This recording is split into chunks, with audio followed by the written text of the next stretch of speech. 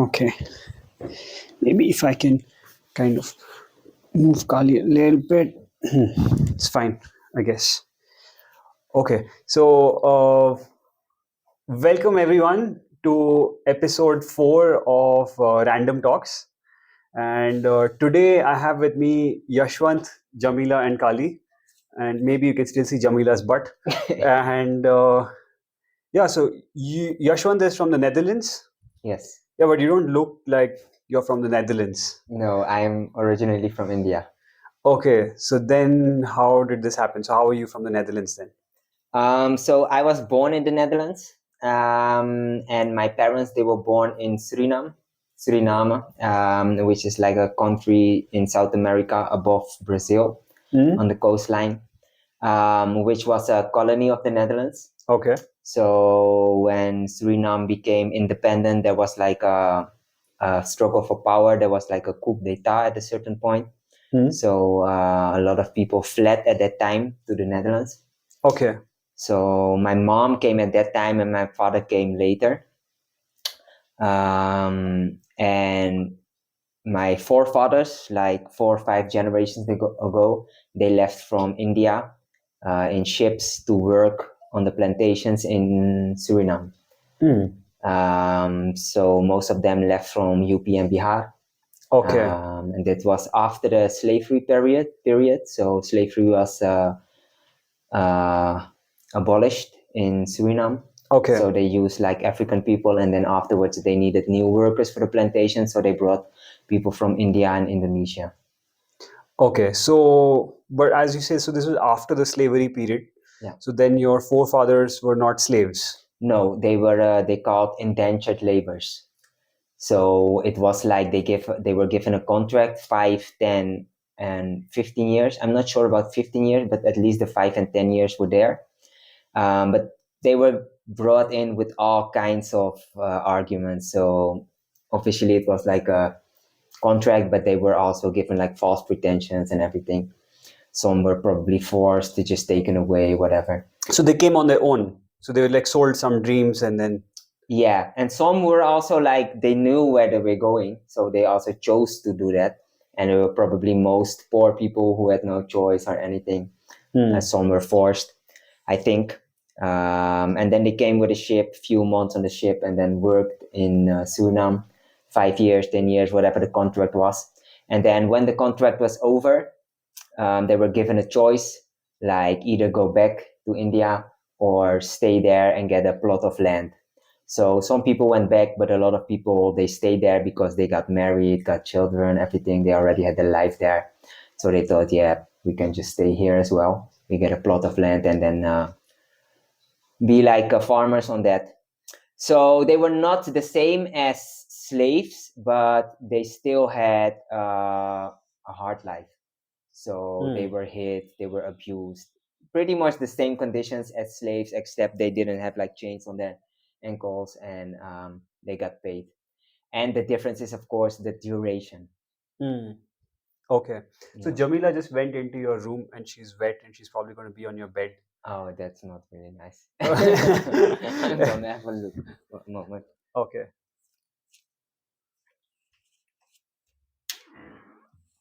Oh no, she's not in the bed.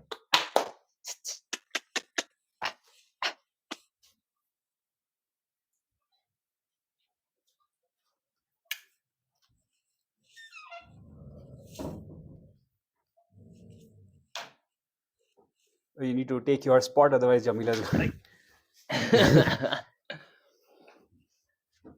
She does not want to move. Yeah, I think that's enough space for you. Yeah. Yeah. Yeah. So, yeah, so you were saying basically it's not called slavery, but basically the same conditions. Yeah, as far as I've heard, they were hit and abused and how do you call it? Like spoken down upon, treated as inferior, these kind of things. So yeah, they were really misused and it was not nice. Of course, there's a huge difference between slavery and the indentured labors. Like I said, that was like a 400-year uh, thing, the slavery, and this was a few years. Still, it's both not good, but there is of course a difference between the things. I mean, like most of the Africans, their whole culture was wiped out. We still have our culture. We still speak our language, Suriname, like it's a version of Bhojpuri. When they came, they probably spoke Bhojpuri, but over time, languages changed. So it became a language called Suriname. Um, Music, religion, everything we still have, and a lot of slaves.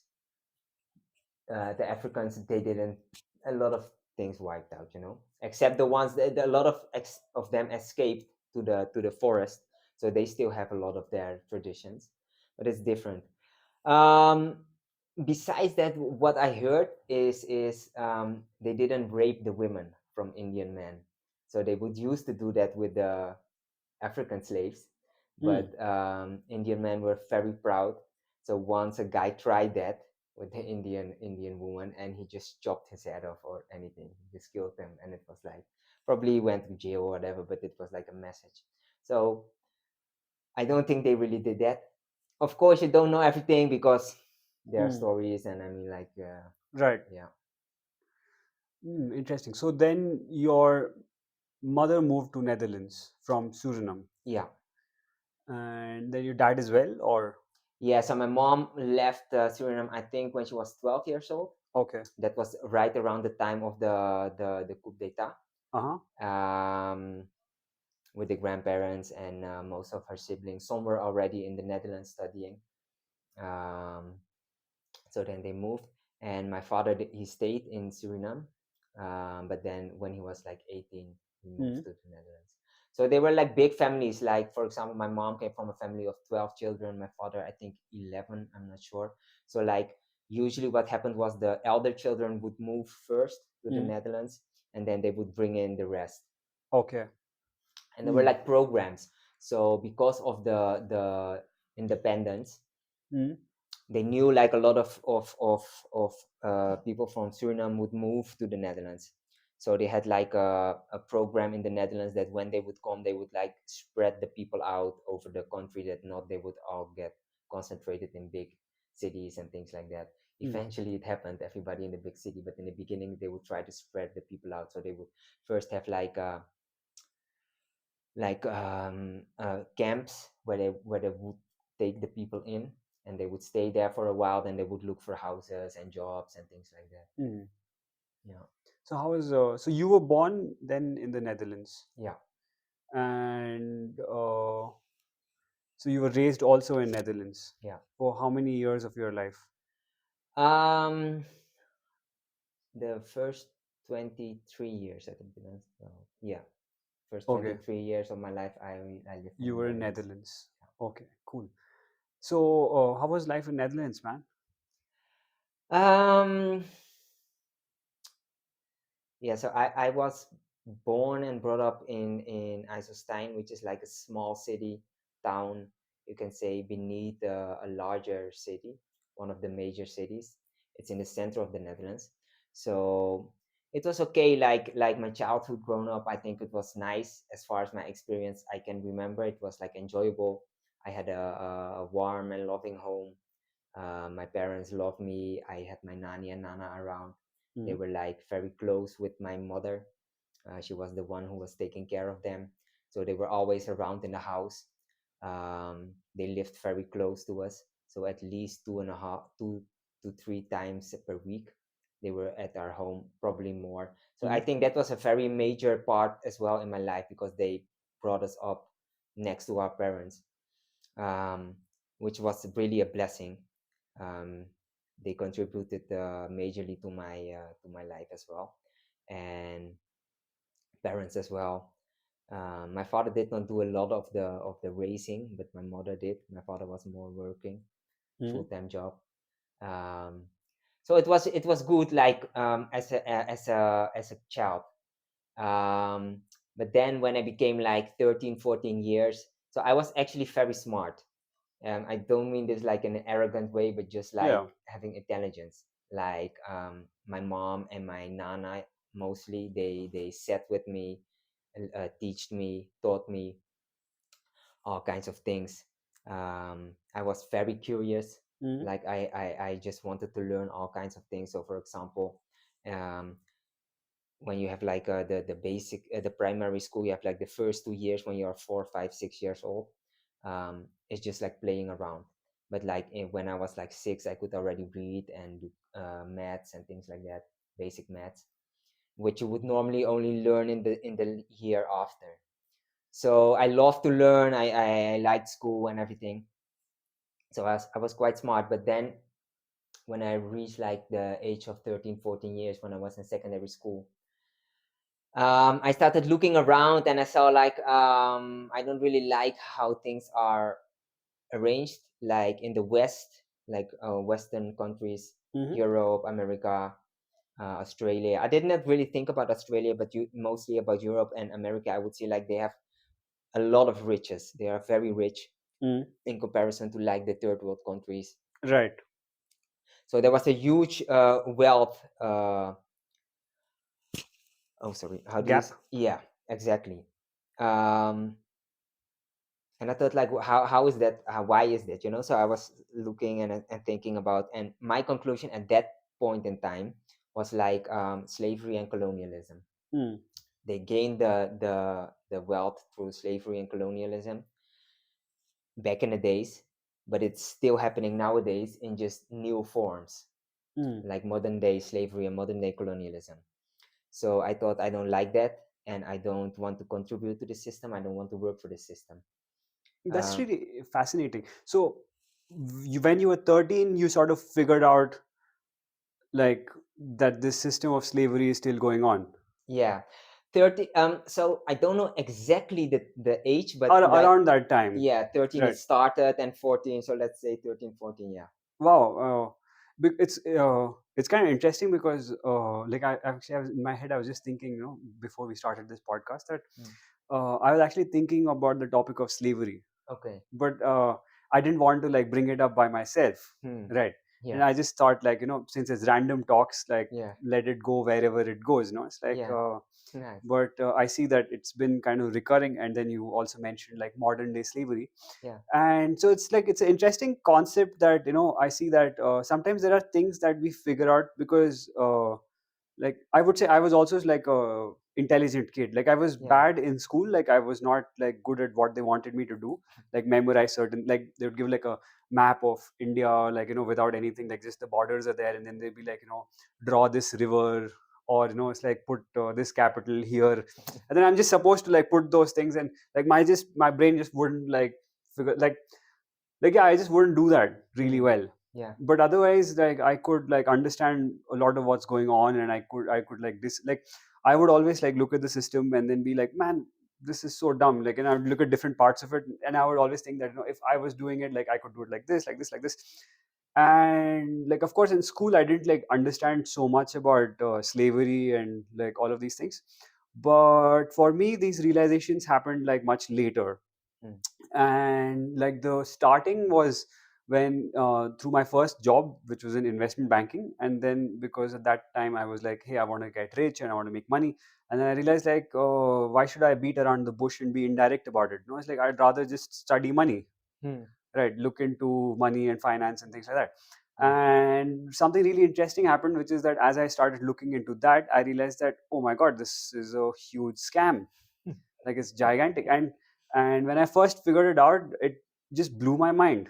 Yeah. And obviously my first thoughts were like I'm sure a lot more people would like know about this, and like how the hell is this happening in this way and stuff like that. But then almost 10 years have passed now, and but I see that so little has really changed in the world, and then people still seem to be so blind to quite a few of these things.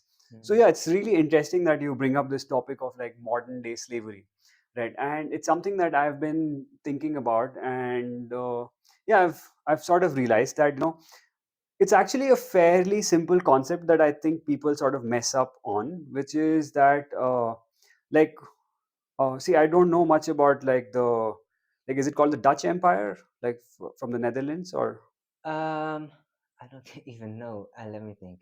like Netherlands, there was the Belgium. Spanish Empire, and then there was like the Roman Empire, Yeah, I and there was don't. like the British Empire. I don't know about this one that I much. think I think ours was called the kingdom, but I The don't. kingdom, that's it. No, the king. No, The the kingdom. Nederlands Koninkrijk, so Dutch kingdom, Yeah. So as far as I know. But I okay. think like the different parts and maybe different names, but I think it's Dutch kingdom. Right, right. So, but like the names anyway is not really that important. The Yeah, concept is what really matters. yeah, And so for me, like I have thought about it from the point of view of like the British Empire, right? mm, And when I see, because of course, like, you know, and obviously the British Empire was also like a certain version of this, you know, process of making empires, yeah, right? And because obviously there have been empires before this, yeah, and if I have to like think of this concept from a very simple fundamental level, which is that, I mean, there are obviously some people on this planet who like to have power, or like I wouldn't say some, in fact, like everyone kind, like not yeah, everyone, but a majority of the people would like to have this power, yeah, right? And it's interesting how these power dynamics play out in different spaces, right? yeah, Because like you can see it playing out in like family structures, you can see it like in corporate structures, you can see it in like different places, right? yeah, And of course, like that, but then when you magnify it and then you see it playing out at a global level, and that's what we are referring to as empire, right? yeah, So of course, like the British Empire was obviously not the first empire. There have been like many before that, mm, but it's interesting to me to understand, like, you know, how is this thing structured, right?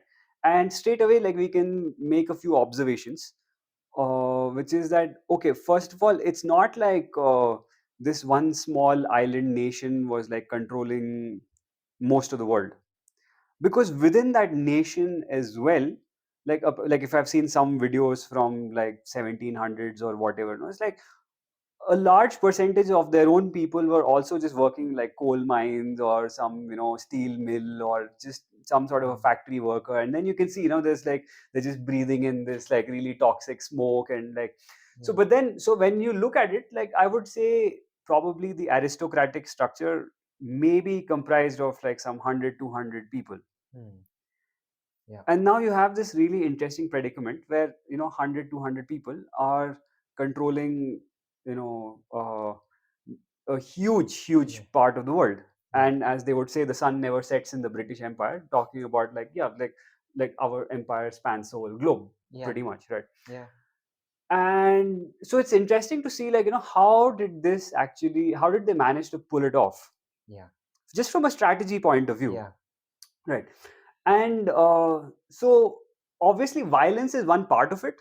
Like, you know, you, like as an empire, you would have like these structures of, okay, we have a certain set of things that we want you to do and don't want you to do, and if you don't comply either ways, like yeah, we'll either put you in a cage, or we'll torture you, or kill you, or like we'll torture your brother and make you watch, or some stuff like that, right? yeah. And through that they essentially get compliant, but that's only one of the Break their necks. mechanisms, right? Yeah, And because, like, I would say, like, if I would actually put it as different verticals of empire, and like I'm going to use some words kind of like interchangeably, like empire and slavery as like two sides of the same coin, mm, because like they go hand in hand. Like you can't have empire without slaves, yeah, right? And because I think it's like a essential prerequisite that empires create like a whole host of slaves in order yeah, to like run their machine, yeah, right? So what I have understood is like violence is of course like one vertical of yeah, this machine of sorts, but then there are like a whole lot of other verticals in order to make this empire run, yeah, right?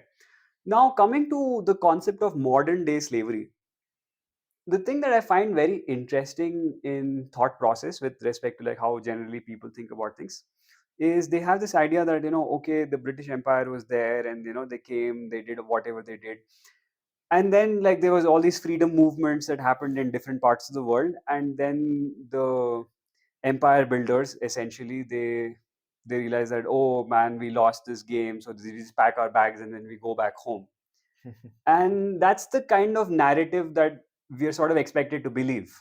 yeah, But for even a little while, if I think about it from a very simple, rational point of view, without making any like grandiose claims and all that stuff, right? Which is that, hey, if you are running one of the most profitable enterprises in the world, Yeah. would you just pack your bags and Yeah, leave? exactly. Not at all, right? And like, if I had to make an analogy, like, let's say if you're like a startup founder Hmm, and like you did everything really well, but like you made a few mistakes and then you failed, hmm. like doesn't mean that you're going to like give up on that. Yeah, You're just going to like figure out that, okay, these were some of the critical mistakes that I made, but that's maybe like 5%. yeah, The other thing, I figured out the other 95%, like I nailed it, yeah, right? And this is the 5% that I messed up. And so what you would naturally do as a startup founder or as an empire builder is like you would just figure out how is it that, like, I can improve on that 5% and then run the next version of it, yeah, right? And also, like, I don't mean to say like, oh, there's like this one person sitting in this one place, because it's simple thing, no? Like if I again, I'm mostly referring to the British Empire, but it's more generic concept, obviously. hmm, But let's say the British Empire lasted a couple of 100 years, hmm. right? Maybe 400 500 years. My history is like really bad and stuff, but yeah, it doesn't really matter, it's like, to Yeah, me what matters is like pattern recognition, right? yeah, And yeah, so I'm not making a claim that there's any one human through that who's lived like this. It's not, I'm not saying that, vampires are controlling this empire or something. It's like they come out through the grave, and it's like some 600-year-old dude being like, oh man, we need to get the coal from there, and gold from there. Not really like that, right? Like, of yeah, course these things are like changing. There's this archduke, and then there's that bishop, and then there's yeah, this one, and the queen, and the king, and then yeah, this one, and niece, and whatever. No, it's like, and this one dies, and that one, like, and of course they have like some politics internally, and then all of those things are happening, obviously. yeah. And But it might be, we don't know, but it doesn't matter. yeah, but through that, right, Hmm. that system has survived for hundreds of years. Yeah, And this is not science fiction, this has already happened. yeah, Like if you talk about the British Empire, right? yeah, So yeah, so as I was saying, like the part which is very absurd to me is how we are led to believe that, oh, the British Empire collapsed, and after that, oh, we're all like happy and free, and it's like, yeah, enjoying democracy. our democracy, right, and enjoying our freedoms through the world, right? Yeah, And but when I see it from this lens, that, oh, actually there are, these guys have probably just figured out how to do things smarter, and yeah, just so now comes to the point of strategy. Like, yeah, first of all, what was the strategy back then? hmm, What are the parts that failed? yeah, What are the lessons that they learned? And then how can you run this, the next iteration of it? yeah, Like if the British Empire was like version 6.0, for example, hmm, then I would say we're currently in version 7.0.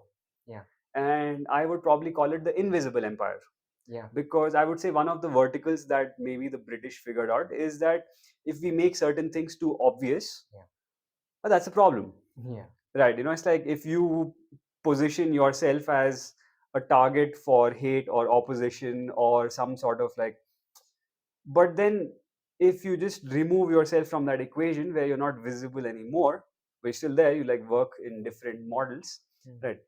Now that's one way to kind of solve some of the problems that I would say the previous version of empire had, yeah, right? So for me, as I was saying, so violence is one vertical of empire, yeah, obviously, but now they have like other verticals, right? And I would say another major vertical of empire is like using cognitive tools, like because they need to mess with your mind, yeah, and like they have to prepare your mind in a certain way, yeah, so that you have to like fit into that system, right? So I would say education is another huge component of this system, hmm, right? So if I had to talk about like verticals of empire or verticals of slavery, so violence is one vertical, I would say. Education is one vertical. Media would be another vertical, hmm, because then now you've come through the system, and then now you have all of that.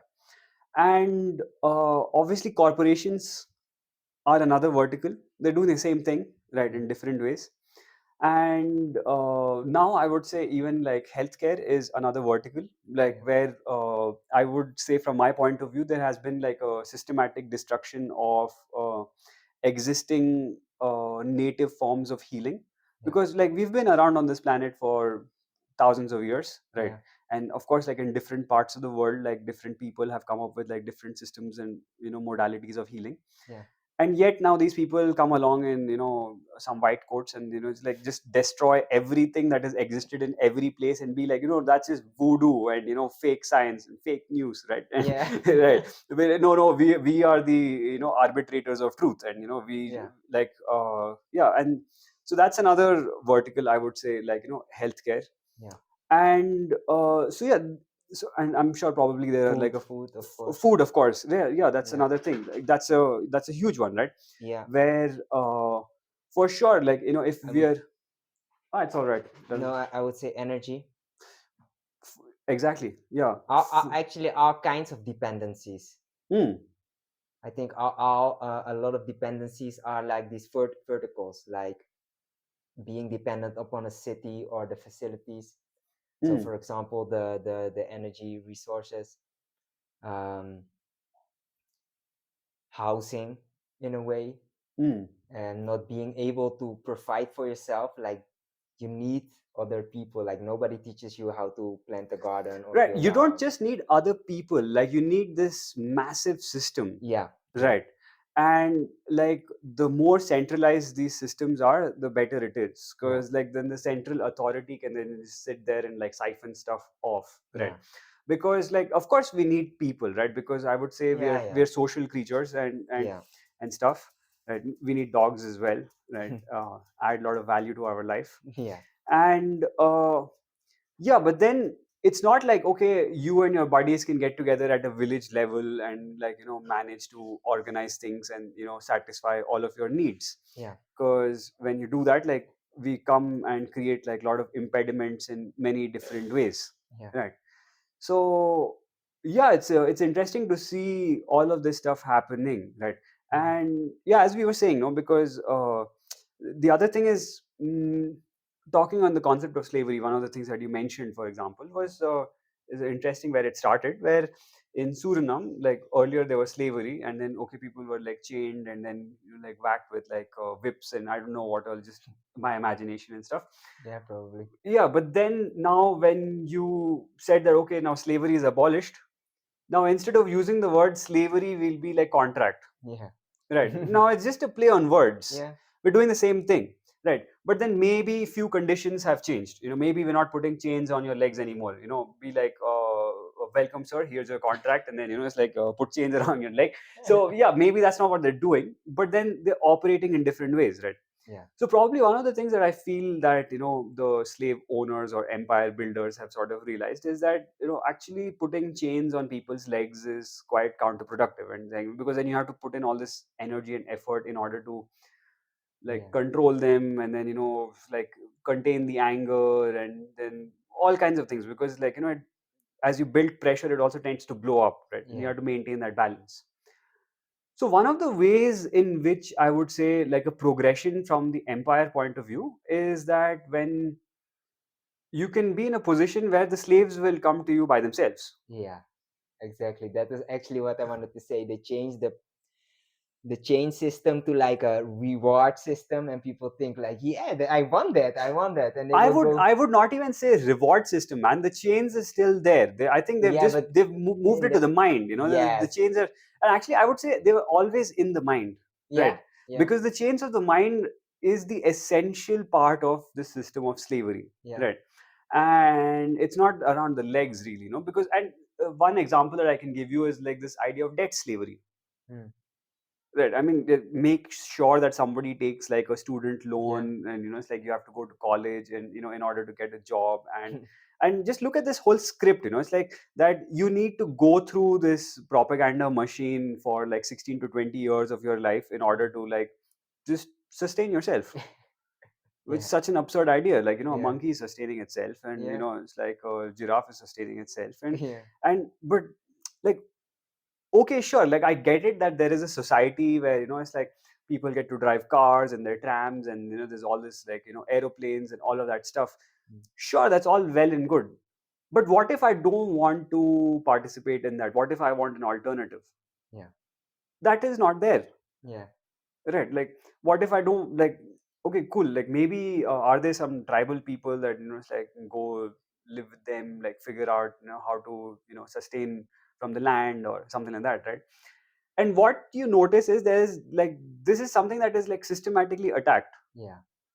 to make sure that you have to plug into this gigantic system Yeah. that some central authority can control. Right. So, and yeah, like which is where this whole idea of like debt slavery comes in. It's like, okay, which also ties into the whole financial is another vertical of this system of Yeah. empire and control. Because yeah, that's another like evolution, no? I would say from say version 3.0 to version 4.0, version 5.0, 6.0, 7.0, whatever, right? Yeah. So some of the things that they realized is that, man, rather than like whipping slaves in a ship and then being like, okay, you dig this mine and you bring this gold and I'll beat you some more and all of that stuff, right? Be like, hey, let's set up another system which is far more chill for us, Yeah. where they themselves will go into the mine and another bunch of people will bring it out, another bunch of people will like refine it, another bunch will put it in a Yeah. a train, and another bunch will put it in a ship, and then it'll come all the way, and then like anyway end up into our pocket, Yeah. right? And so this was, I would say, like some ingenious plans have been hatched, like on the financial side of things Yeah. through central banking and just fiat money, that it's like, oh, like is another thing that they do, right? Like like everybody is made to feel like, oh, finance is very complicated. No, it's like there's nothing for you to look here. Yeah. You dumb idiot. It's like you wouldn't really understand even if you looked. Yeah. Right, like we'll have like repo rate and reverse repo rate and I don't know, like IRR and like NPV and some all kinds of crap. Yeah. But when I looked into it, what I understood is like, hey man, there's nothing complicated over here. It's as simple as like running a household. Mm. If you've forget even running a household, man, just running your own expenses. Yeah. Like you have income, you have expenditure. Yeah. The difference is your savings. Mm. That's it. It's just like it's that simple. Like if Yeah. you're spending more than you're earning, then you will be taking debt, and that's unsustainable, Yeah. right? But nobody's like and then you look at governments and global things, and like like, oh, they make like a 10,000 page report so that nobody really looks into it. Yeah. But essentially what they're doing is like creating money out of thin air, Yeah. right? Making other people like, okay, hey, I just created this money out of thin air, and you know what, I'm going to invest in your business, bro. Like Yeah. do some stuff. It's like, and I'll either give you some debt or buy up equity or whatever. It's like, but you're the one who's actually doing all the Yeah. hard work, Yeah. and I can get all the returns. And earlier I had to like whip you and beat you in order to like get things, but now I can just give you this fake stuff and you're going to just give it all these things to me in return, Yeah. right? And it's like, in terms of progression, I would like uh I'd say it's an ingenious idea. It's like Yeah, I wow, applaud them on a certain way. Like, my right. God, respect. You figured this shit out really well. Yeah, they did, right. And because, and but they've kept all the other verticals going really Yeah. well, right? Because left to our own devices, I think I would say like kids are really smart. Hmm. I think most kids are really smart, Yeah. and if you just let them sort of explore the world by themselves, like at some point or the other they would probably figure it out. Yeah. Because what I've noticed is that the younger the children are, the more pertinent questions they ask, and they really want to know the answers. Yeah. And it's a tragedy that as adults, because I would, yeah, that's another thing, I would say the system of slavery is not imposed by a central authority. It's imposed by everyone else around you. Yeah. It's your own mom and dad and uncle and chachi and jija, who are like Yeah. whatever. No, it's like, who have not even thought about it. Yeah. Well, it's not their fault because they just didn't figure it out, because Yeah. like they went through the same thing and then they got all these ideas shoved into their brain. Yeah. But then yeah, so this is one of the things that they do. It's like you have to go through this whole system, Yeah. right? Because, and essentially the like with the education system, for example, I would say that like some of the main attributes that happen is like obedience, Hmm. conformance to authority, like like there's this authority figure standing in front of the blackboard. Yeah. And it's also about like what is the kind of information that we put in your brain. Yeah. And the next thing is, what is the information that does not go into your brain? Yeah. It's all like predetermined for you for the first 20 years of your life, Yeah.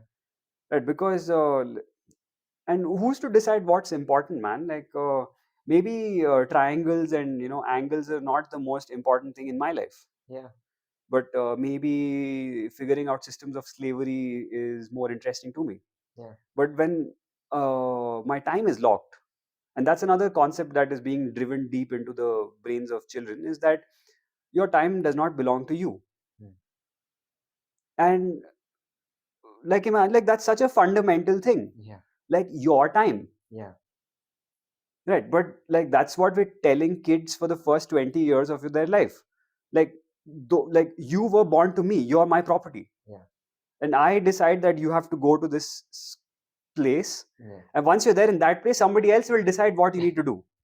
Like at this moment you need to be doing mathematics, Yeah. at this moment you have to be doing Hindi, Yeah. at this moment you have to be doing geography, Yeah. right? But And then when you get home, you have to do this the and homework yeah, show me tomorrow. yeah, exactly, and so very deeply this idea is like drilled into you that you do not even have ownership over your own time. Yeah. AKA your own life. Yeah, yeah, and so yeah, that's another one, it's like so it's interesting how this whole thing has been set up, and yeah, it's a huge deal, and yeah, it's also interesting to see how this storyline plays out, right? Yeah. Yeah. And a lot of people might think even that they are conspiracy theories and things like that, but that's not the case. It's facts, conspiracy facts. You can just look them up. They just, the institutions themselves, they even say it. They have like papers where you can just read the whole thing. Right. It's not even hidden. It's just nobody looks at it. That's another part of this system of sorts, no? It's like it's a pretty interesting idea, right? Because I see that at some level these guys have figured out that yeah, you can't really hide anything anymore. Yeah. It's going to come out anyways. So they kind of changed their strategy. It's like rather than hiding things now, because we'll put it all in the open, but one of the things that we will do is like we will inundate you with information, Hmm. all kinds of like crap, right? So that first of all, like straight away, that's going to take care of like 80-90% of the people, because there's just so much crap out there, Yeah. like just like will flood this space, right? Yeah. And because like that needle, so to say, is out there. Yeah. Like anyone, if you want to like find it, you'll find it. Yeah. But then what they do is then like rather than the needle in the haystack, the needle is there, then they dump the haystack on the needle, right? Be Yeah. like, now we make it impossible for you to find. But then like if you do find it, Hmm. like then they tarnish your image, Yeah. right? And that's like one strategy to do this. And like this is an interesting concept that you brought up, and like I just want to talk about it as a concept itself, no? Like look at how absurd the thought process is now for most people, Hmm. where if you bring up something and then they'll be like, oh, this is a conspiracy theory. Yeah.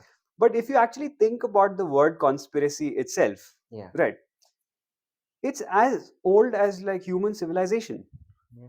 Like okay, fine, there's this dude who's like the king of this kingdom, and maybe his brother-in-law is plotting something against him, along with like the general, and it's like the prime minister and some other like 5-6 people in like positions of power get together to make a secret plan in order to like do something that would benefit them, Yeah. is now projected as like the most absurd thing that you could ever propose to anyone anywhere, Yeah. that people in positions of power would get together in order to further their own benefits. Yeah. I'm like, what the fuck? Yeah. Like that's like That is not the whole history. It's like that. man, that's the most obvious thing. That's what people are going to do, Yeah. right? And yet, if you suggest that people would do that, like you're the nut job. Yeah. And I'm like, okay, cool, right? Sure, man. Way to go. Yeah. Right. So yeah, I mean, like I would say hats off to them that they've like pulled off many things, and I would say they've been experiment. Like I was talking, like one of the things that I mentioned was like this whole thing of cognitive tools, right? Yeah.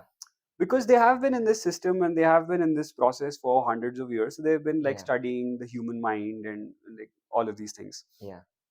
and they use this information to their advantage, Yeah. obviously, right? Because just to give another example, no, it's like if I say something like most people don't really look into the functioning of a human brain. Hmm. Like most people don't look into anything actually. They just like they go to school and then it's like get a job and come back home, watch some stupid shit on Netflix, and Yeah. then Drink some order beer. some yeah, order some pizzas or some burgers and eat some crap, and then it's like, and then you don't have any time to think about anything, Yeah. because of course, like throughout school, that's what you've been taught. Hmm. Your time is not your commodity, it belongs to someone else, Yeah. right? So obviously everyone is given away their time to mostly these mega corporations, Hmm. which are all effectively owned by the same entities, like if you through different ownership structures, Yeah. right? But then, yeah, like your time is all gone anyway. So now nobody really has the time to look at things. Hmm. Because by the time you come back after having stared at a computer screen for like 10 hours, 12 hours of a day, and then, having driven through traffic and driven back from traffic, and then now you get back home. And then somebody is like, talking about like some deep meta stuff, and be like, man, shut the fuck up. Yeah. Right? My brain power is already done. Yeah, exactly. Like now the only thing I can possibly consume is some, I don't know, man. It's like some Kim Kardashian type thing on a net, or some crap, Yeah. some junk basically. It's like, and then I will consume junk visually, and then I'll consume junk through my mouth as well, Yeah. which is perfect, for the systems of control, Yeah. because you don't have time to ponder over any of these things, and then we have to make sure that you never get out of that loop. God forbid you start thinking for yourself. Yeah. So really dangerous thing. Hmm. So yeah, man, conspiracy theories. So, yeah, apparently they don't happen anymore. Yeah, there's no. The world is Yeah, perfect. there's just millions of nut jobs in the world who have like really dumb ideas in their mind. But yeah, we live in Satyug right now, so so rich and powerful people don't get together, they don't hatch plans, and they don't do things to further their own agendas. They're just all doing everything for the benefit of mankind and the planet. Yeah. That's the world we live in. Right. So yeah, so that's one, right? So um, so interesting, man. It's interesting, yeah. I think another of those verticals might be divide and conquer, divide and rule. Oh yeah, that's a huge one, right? And but see, here's the thing, no, about this one as well. While, say for example, because like even in school it was taught to us like, okay, the British Empire had this like policy or strategy of like divide and conquer, right? Hmm. And people think that they understand the concept of like divide and rule, and they think that it's about making the division between like this ethnic group and that ethnic group, or this religion identity and that religious identity. But what I have noticed is that this whole strategy of divide and conquer, or divide and rule, has permeated the most base fabric of society, Hmm. which is that when I see like when I look at the world today, I see that not even couples are able to like Yeah. merge as one. Hmm. Like even if you take a most basic family structure, like husband, wife, and a couple of kids, Yeah. there are like very strong divisions over there as well. Yeah. Like the husband's fighting with the wife, and then wife fighting, taking his trip, and then the children are like watching this thing, and then they have Yeah. their own things, and they learn some bullshit in school, and then they come back home. And now this, such a small unit of Yeah. like 4 or 5 people or 6 people, whatever maximum, right, Yeah. is also not able to like cohesively come together as one unit to defend itself, or Yeah. to like take on challenges. Yeah. Like even as that unit, when there's any pressure that is coming, like they just like they collapse immediately. Yeah. And to me, like, I see that that is the level to which they have created these divisions, Yeah. right? And these are essentially, I would say, through ideas of mind control, and just feeding in really bad ideas into people's brains. Yeah. right? And the way it's done is it's more like, okay, this group should kind of have these needs, and then this group should have just the opposite, so that when they come together, like, they'll just fuck up each other's, Yeah. right? So we will feed one kind of crap to men and another kind of crap to women, Mm. and then so that when they come with this like perfect combination of these two kinds of crap, right, it's like a perfect recipe for disaster, right? Yeah. And then of course then we will do it at all other levels as well. Yeah. Like then we will also obviously have, like, this ethnic group versus that ethnic group, and Yeah. this religious group versus that religious group, and then we do all of that stuff, and then effectively nobody has the ability to kind of stand up for themselves. Yeah. Like just few people can come, and then they can just take over a whole village, a county, a district, a state, a country, or whatever. It's like a, because there is no cohesion Yeah. of sorts, right? So yeah, for sure I would say this is another like really important pillar Yeah. of this system. Yeah, I fully agree. And I think what they try to create in people is like a necessity for things, so that you feel like a need to have things that you actually don't need. Mm. So that's like, you need to give your time away. You have to go to a job. Maybe even both of the parents have to go to a job, so they don't have time at home to spend with the children. So now the raising of the children is outsourced, Yeah. outsourced to television, outsourced to school, whatever. So they can never, this unity can never happen, Mm. because for that you need to have like time. You need to spend time with each other, Yeah. so the way that things is structured is like that will not happen. And then you get this big mess. Like if you outsource your raising of your child to some other corporation kind of thing, Mm. to the television and to school, what do they learn? They Mm. will never learn proper love and unity, because what do you learn at school? It's like a competition. Mm. There will never be like, okay, we help each other, and no, I get the best score in the test and everything. And after that, in corporation, like, you have to get up and be CEO or whatever. So that will also not happen in the family, and then not also in the community, in a Mm. village or wherever you live. um so that's a problem. That's a huge problem. And I think it's even like you said, like, within the family structure, maybe even beyond that, in the individual, like a Mm. divide and conquer within the mind, Mm. like creating a lot of the cognitive, how do you call the thing? Dissonance. Yeah, Yeah. in the mind, so that you are not even at unity with yourself. I would say probably religion would be another vertical of this Yeah, empire slash systems of slavery. yeah, most Yeah, definitely. yeah, because I think there was a point in time when the church and the state were kind of merged as one, and then only later they kind of separated. But Yeah. yeah, for sure. I mean, like it kind of feeds in a lot of counterproductive ideas, Mm. a lot of like guilt, Yeah. a lot of fear, Yeah. right? And yeah, is not what we would expect. One second, I think we have a guest Is it there? apart from uh, the two dogs. We also have a beautiful cat named Celine who wants to come join us. Come, Celine, come this way. Okay, come. Yeah, it's open now. You can come. You'll have to figure it out by yourself. Okay. Yeah, so that's another whole vertical, right? Yeah. Hey, it got hot over here, right? Kali. Yeah.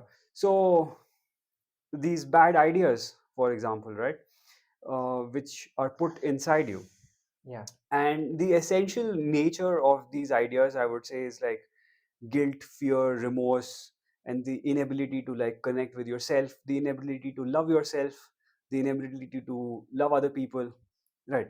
Which is like kind of just the conversation that we were having a little while back before we Yeah. started this, right? Is like on the concept of hell, for example, Yeah. right? It's like this whole idea that okay, you are here on this planet on probation for a certain amount of time, Yeah. and there is this all powerful godly figure who is like watching everything that you do, Yeah. and then if you fuck up in any ways, you're going to go to hell forever Yeah. and ever, for Yeah. eternity. Yeah. Right, and then there's like great details on how you're going to get tortured, like in this horrible place. Yeah. There's like hellfires, and it's like it's horrible, it's burning, and then there's like boiling oil, and then there's like torture, and like just some Fire anguish, like ants. yeah, right, and all kinds of these horrible things, Yeah. right? And I imagine, like I never believed in this, but like for someone who does buy into this, Yeah. and if you like, I just if you think of the state of mind, like Mm. for a little while, like if you did completely believe Yeah. that if I break any of this set of rules, Mm. like because that's like because if this is true, that's the case, right? Yeah. Then the consequences are quite massive. Yeah. Like man, I could be living on this planet for 60, 70 years, Yeah. but what 70 years compared to eternity? Yeah. We're not even saying that you're going to be in hell for like the next 10,000 years, Yeah. and then we'll send you back to planet earth for next round of probation for like 80 years, and be like hopefully next time around you'll be like a better guy, and then it's like you might get a better chance. No, it's like you fuck up in these 60, 70 years, and then you're going to hell for ever, Ever. Yeah. forever, right? And then you're just going to be in that place. And like if you actually truly believed in that, Yeah. like what kind of a state of mind would that put you in with respect to the rule set that has been given to you, Yeah. right? And it's also interesting that everyone has a different rule set, right? Yeah. Which is an interesting point to think about. Yeah. Because yeah, I mean like so even if you followed everything to the T, Yeah. right? Like you got this book, and it has like a list of things that you should do and another list of things that you shouldn't do, and you did everything, and then just before you die you realize that hey, there's another book, Yeah. right? It has a different list of things that you should do and shouldn't do, right? And then there are a few points which didn't match, it's like, and then like you did a bunch of things that this book said you shouldn't do, but you did it, but you followed this one, Yeah. and now you die, and then the gatekeepers are looking at the other book, and you're like, oh my god, you messed up big time, forever ever, right? So that's another one, man. So that's a mind job, right? Yeah, most definitely. Yeah, so Most definitely. Keep you in fear and on your toes. yeah, Follow my rules. Yeah. It's crazy. it It's is, it is. crazy. Like power structure, power control structure. Like if it, Mm. and if it's not from this side, then we take it from that side, and we try to take you from every side. Yeah, It's crazy. it is, man. It is. It's interesting stuff. Yeah. And we just touched upon the things like you were talking about the verticals. It's just like pointing at them, like that is this, this is this, this is this.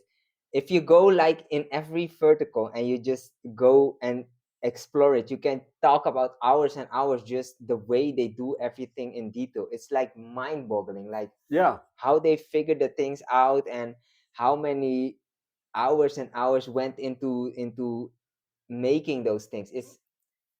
It's crazy because we just touched upon it, but it goes so deep, and the levels they deploy it in. It's like any of those. If you just take food, like you have so many layers to this thing, or yeah, health, or whatever, like crazy. yeah.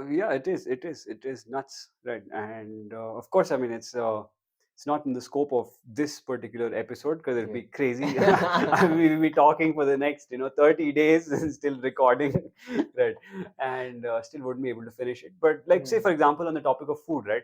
There's this really interesting documentary which I saw, and I would recommend to everyone who is watching this as well. It's called Seeds: The Untold Story. Okay. It's a Mm. very beautiful documentary made very nicely. And yeah, it's like, so in that they also talk about like how like the destruction of like the native agricultural techniques, Mm.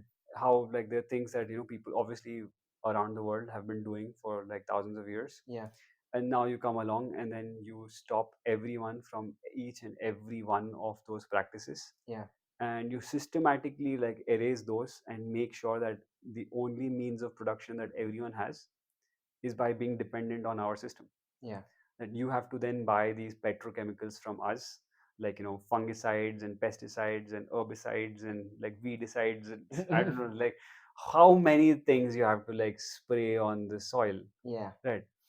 And effectively what I see is like everyone who's in that sector is basically just a employee of one of these Yeah. giant corporations, like Monsanto or like whatever. It's Yeah. like these guys are there because the farmer works so hard, tries to protect his crop from like all kinds of things. It does this and that and all of those things, but what does he have to show for it? Like Yeah. at least in India I see that they are broke all the But time, yeah, like for and generations. It's yeah, like where's the all the money going? Like yeah, all the money is going into petrochemicals. yeah, So it's like, so you're like you're not even an employee, but you're like again talking on the systems of slavery. yeah, And it's like where rather than like okay, now if we have like thousand like millions of like acres of land that we have to manage, yeah, like now how many people are we going to like chain with like iron chains and then whip them and be like hey, till this field, and it's yeah, like get me these potatoes and all that stuff. yeah, Because what they realized is that even if you whip the guy to like till the field and grow the potato and all that, because he's being whipped, his motivation levels will actually go down, and then whenever he can, he'll slack off. yeah, Like they might not revolt, that's a different story, yeah, but at the very least they will kind of slack off. yeah, But now what they have replaced that whole thing with is that you yourself will go take that loan, get all mm, those chemicals. Like before you started anything, you've already given the money to these people, yeah, and then now you have to grow those potatoes. You have to get as many of them as you possibly can and do everything and all of that stuff. But what do you have to show for it? Nothing. yeah, Just that you're able to stay alive. yeah, Till when? Till the time the crop fails. yeah, exactly. And as soon as the crop fails, then maybe you commit suicide or Yeah, something like that, because all your options are like closed. And then because you have this some loan and debt and something like that, then somebody else can come and take your land away as well. yeah, And exactly. so which is where you see that this whole evolution of the system of slavery, where earlier we had to like actually like whip people, beat them, put iron chains around their legs. These guys are able to do a much better job without beating anyone, without putting any iron chains, with just like mind control. Yeah, And this happens right here. Like you don't have to go anywhere. yeah, You don't have to go to Harvard to like figure this shit out, man. Like you just walk into any other field and then just talk to some farmer for a little while, and then you'll be like, "Yo, what the hell are you doing in life?" yeah, Right? Like what progress? Like, see, here's the thing. It's like if you're doing something for a certain amount of time, like there has to be some progress to show for it. yeah, But these guys could be doing for like 20 years, 30 years. yeah, They just they're just at level zero. yeah. It's just survival, base survival. Exactly. There is no going up in this journey. Yeah, only Right. going down if you don't look Like out. like you just survive, survive, survive, survive, survive. It's like in one place, some two times the crop fails, Yeah. death. Yeah, and sometimes it's not even crop field. Sometimes it's like the market is flooded with whatever produce there is, and then the prices drop, and then you will not be able to pay back your loan, and Yeah, crazy. And that's why a lot of farmers here commit suicide. No, it's yeah. crazy. It is. It is. It's nuts. Yeah. Um, and they don't own anything. Like they have the land maybe, but they don't even own their seeds anymore. I, Yeah. I think maybe that's what the documentary may be shown. I'm not sure. Yeah, it does. It also talks about like the genetic diversity and like Yeah, because like we've traditionally there were like so many varieties of so many things all across the world. yeah, And now of course you have some of like a handful of like mega corporations who have patented seeds, and yeah, all they've done is like tweaked a little bit of like the genetic code of that and be like that's my property now, and then yeah, it's like you have to take it from me, right? yeah, And yeah, of course, so they don't own their seeds anymore, and maybe soon they might not own their land as well, yeah. right? Yeah, Well, of course, you already have the World Economic Forum talking about you will not own anything and be happy, happy. right? So I don't know what the happiness part, right? But they seem to be pretty serious about the you will not own anything part of it, Yeah. right? So, Yeah, I mean, you can see it now in the Netherlands with the Dutch farmers, hmm, with the whole nitrogen thing. They say like that you produce too much nitrogen, which, as far as I've seen, is what I read about it. I mean, I did not do a lot of research, but what I read about it is it's nonsense in the first place. So hmm, it's like a lie in the first place, and even if it was true, they were tricked into it. hmm, So they were taught like certain systems. right, Um, like non-organic farming, and they were like, yeah, you should do this, and then blah blah blah blah blah. And so they were using all the chemicals, etc etc. So in first instance they were like pushed, go in that direction, go in that direction. Now they are like, you are faulty, what, yeah, while it's not even their fault. And then now they say like they have to pay all kinds of nonsense, which they of course can pay. So that would mean like they will have to sell the farms. So it's a big land grab, yeah, um, which is a huge problem because the farmers own the land and they take care of the land. It's their thing, you know, that they have like a relationship with the land. Which fucking Bill Gates has a relationship with the land? The mega corporation who buys up all the land. They don't have any, they don't care for the land, they don't care for the people. They just yeah, want a full control of everything. So you can see it in everywhere. Like here in India, as you were explaining, the same thing happens in the Netherlands. hmm, Um, and that's again the education. Like if the farmers knew that this kind of farming is not proper and they should just do the organic thing, then they would never do this. But like the incentivize, you know, they incentivizes all these subsidies and everything, and not, they don't incentivize organic farming. You don't right, get, so they don't even want a solution. Like they yeah, say this is the problem and this is actually the solution, like organic farming, or even better than organic.